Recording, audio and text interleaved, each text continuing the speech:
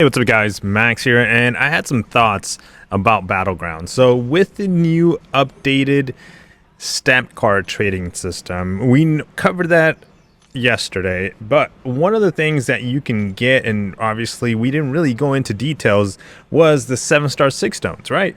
You can possibly have an eye on those, or like I recommended, it was a T4 alpha fragment catalyst. Those were like the must ones. They bumped those up like crazy, but because they did introduce the 7-star 6 stones, you might not be as interested in the T4 alpha fragments and your eyes on those 6 stones. Now let's talk about that, because now with Battlegrounds going back to normal, we don't have that big event, that celebration event where everybody's participating. The rank rewards are back, which they were on the last season of Battlegrounds. But one of the things that the rank rewards got juiced up in was the 6 stones, right? They gave us 6 stones for 7 stars. They gave us a bunch of other stuff that we don't care for when it comes to 6 stars, like 6-star 6 stones. Cool, yeah, I'll take those, but I don't need them. But the main price was the Tine shards and, of course, the 7-star 6 stones. Now, I sat there and thought about it. Okay, so kabam, if I were to spend, which we did the math, right? We did $5 a day for the next 30 days. I spent $150 every day, $5 a day, 150 at the end of the month. I get 26 stones because those were the calculations. You buy that card, you trade in your stamps every 7 days, every week. Boom, 5, 10, 15, 20.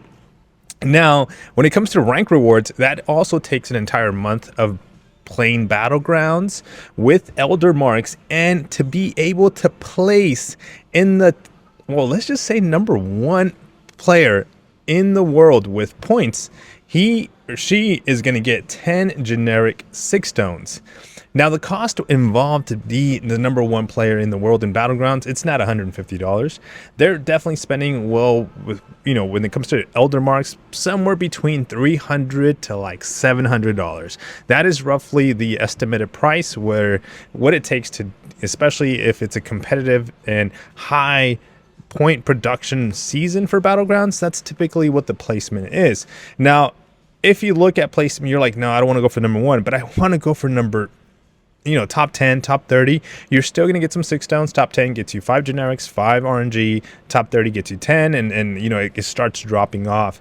Now, the idea here, as I'm sitting here and looking at this, is okay, what do I do? How do I get the most rewards with a good amount of effort, but the less cost involved? Battlegrounds, when it comes to rank rewards, it costs money to push that high. You're spending elder marks, you're spending units, you're spending dollars to convert those, right? And so I was thinking to myself, okay, maybe I consider myself shooting for the top 250. I still get some Tine shards, decent amount of Tine shards, 3,500. I get 5, 6 stones, but I don't spend dollars into Battlegrounds. Maybe I step back. Maybe I don't really push when it comes to like, hey, I want to convert 3,100 units or an odin's worth of units into elder marks for the season, 28, 27, whatever season we're in. I don't do that. Did Kabam shoot themselves on the foot on this one? When it comes to players that spend money in Battlegrounds to push, obviously, like I said, there's not just 6 stones, but there's also Tine shards, there's 7-star shards. Now, the 7-star shards, to be honest, you're gonna get those every single day by buying the sigil. I mean, not the sigil, the $5 offer. You're gonna get those. You're gonna get some Tine shards too. And big heads up, guys, in the web store, if you go to the web store, it is worth buying the $10 weekly offer, because you get some Tine crystals, Tine shards out of that. Okay, and so already, if you were to pick that up twice or 4 times, which is $40 throughout the entire month, and don't pick up the $5 card twice, because you picked that up, right? Not to increase over $150. We want to keep it at $150. Pick up the $10 card, but pass up on 2 days of picking up the $5 card, because obviously that's 10. You get Titan shards. You end up actually positive on Titan Shards when it comes to rank rewards. And that is what I'm looking at. And that's kind of like the strategy that I'm building when it comes to my ongoing season. Of course, Battlegrounds is my favorite game mode at the moment. I love to play, whether I lose, win, you know, the ups and downs, this like relearning kind of like how to play certain champions because of the nodes and just overall like the experience of streaming as well. It's fun. It's completely fun. But I can do that with energy, and the cost and when it comes to Elder Marks is gone, but I still get the rewards. Now that's kind of like, again, the way I'm looking at it and the perspective I'm looking at it, because I want to keep my costs low, my enjoyment high, but I want to get the most out of it. So now, obviously, if you like scratch all that, I want dubs across the board. I'm spending money. I'll spend, you know, $200 in Elder Marks, and then I'm still gonna buy the $150 plus the $10. You know, obviously your account's gonna grow exponentially, and you're just gonna get 6 stones, Titan Shards, 7-star crystals all over the place. But then you reach a certain point that you have all the champions, synced up, and you kind of like reach a like, what do I chase?